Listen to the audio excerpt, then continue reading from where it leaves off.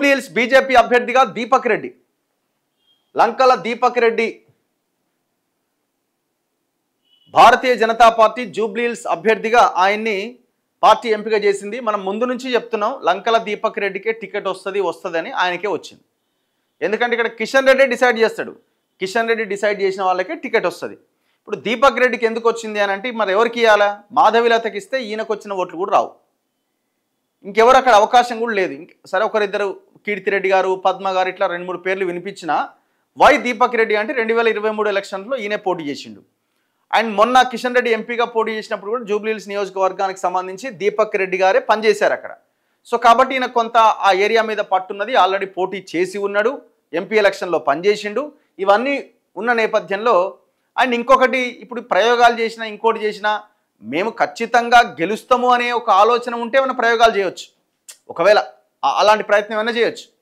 కానీ వాళ్ళకి పెద్దగా ఆలోచన కూడా లేదు కదా, వాళ్ళకి పెద్దగా ఆలోచన లేదు, ఈ పార్టీని అధికారంలోకి తీసుకురావాలన్న ఇది లేదు. గిట్లనే నడుస్తుంటుంది, ఎలక్షన్లు వచ్చినప్పుడు క్యాండిడేట్ని పెడుతుంటాం అనే కోణంలోనే వాళ్ళ వైఖరి ఆలోచన కనిపిస్తున్నది.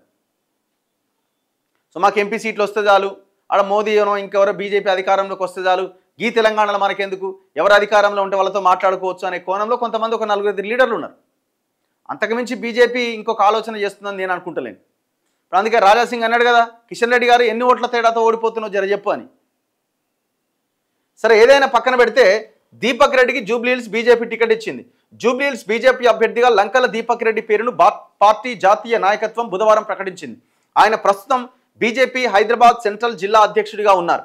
టికెట్ కోసం దీపక్ రెడ్డితో పాటు పలువురు పోటీ పడ్డారు. పార్టీ రాష్ట్ర నాయకత్వం త్రిసభ్య కమిటీ ఏర్పాటు చేసి నియోజకవర్గ నేతల అభిప్రాయాలు సేకరించింది. 6 పేర్లు జాతీయ నాయకత్వానికి పంపింది. వారిలో దీపక్ రెడ్డి పేరును జాతీయ నాయకత్వం ఖరారు చేసింది. ఈయన 2023 అసెంబ్లీ ఎన్నికల్లో జూబ్లీహిల్స్ నుంచే బీజేపీ అభ్యర్థిగా పోటీ చేసి 3వ స్థానంలో నిలిచారు. ఇప్పుడు ఆయనకి ఇవ్వాలనుకున్నప్పుడు ఇంకొంత కాంగ్రెస్ బీఆర్ఎస్ల కంటే ముందుగానే ఒక 4 రోజుల ముందే టికెట్ అనౌన్స్ చేయొచ్చు కదా. ఇప్పుడు మీ పార్టీలో పెద్ద పోటీ ఏముందండి, ఆల్రెడీ పోటీ చేసి ఉన్నాడు, లోకల్గా ఒక పేరున్నది.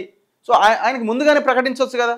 వీళ్ళు ఏంటంటే అన్ని పార్టీలు ప్రకటించినాక ఎందుకు ఇంత డిలే అంటే వాళ్ళకి గెలవడానికి ఇష్టం లేదు, ఆయనకు కూడా సమయం ఇవ్వద్దు ఒకవేళ గట్టిగా ప్రయత్నం చేయడానికి కూడా. ఇది వాళ్ళ పై స్థాయిలో ఉన్న నాయకుల కుట్ర ఇదంతా. సరే అదంతా పక్కన పెడితే మరి గెలవడానికి అవకాశాలు ఏమున్నాయనే క్వశ్చన్ రైజ్ అవుతున్నది.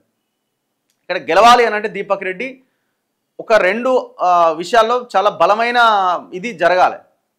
ఒకటి, అక్కడ ఉన్న ముస్లిం మైనార్టీ ఓటు బ్యాంకు చీలిపోయి కాంగ్రెస్కి సగం, బీఆర్ఎస్కి సగం.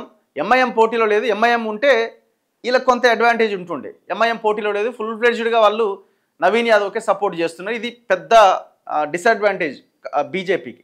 సో ఎప్పుడైతే ఎంఐఎం ఓటు భారీగా చీలి హిందూ ఓటు అంతా కూడా పోలరైజ్ అయితే, పర్ఫెక్ట్గా పోలరైజ్ అయితే అంతా బీజేపీకి పడితే అప్పుడు బీజేపీ గెలవడానికి అవకాశాలు ఎక్కువ. ఎట్లాగో వీళ్ళు టీడీపీ జనసేన వాళ్ళు కూడా సపోర్ట్ చేస్తున్నారు కాబట్టి సెటిలర్ ఓట్లు, ఆ ఓట్లు ఈ ఓట్లు కొంత బలం పెరిగి గెలవడానికి అవకాశం ఉంటుండే. ఇప్పుడు అంత ఎంపీ ఎలక్షన్స్లో కూడా కిషన్ రెడ్డికి జూబ్లీహిల్స్ నియోజకవర్గంలో మెజారిటీ రాలే, కాకపోతే ఓట్లు బాగానే వచ్చినాయి, 60,000 ఓట్లేం వచ్చినట్టున్నాయి.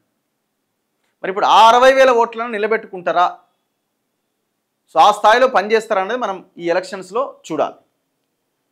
ఇప్పుడు ఈ ముస్లిం ఓటు చీలి హిందూ ఓటు అంతా పోలరైజ్ అవ్వకపోతే గెలవడానికి అయితే అవకాశాలు లేవు.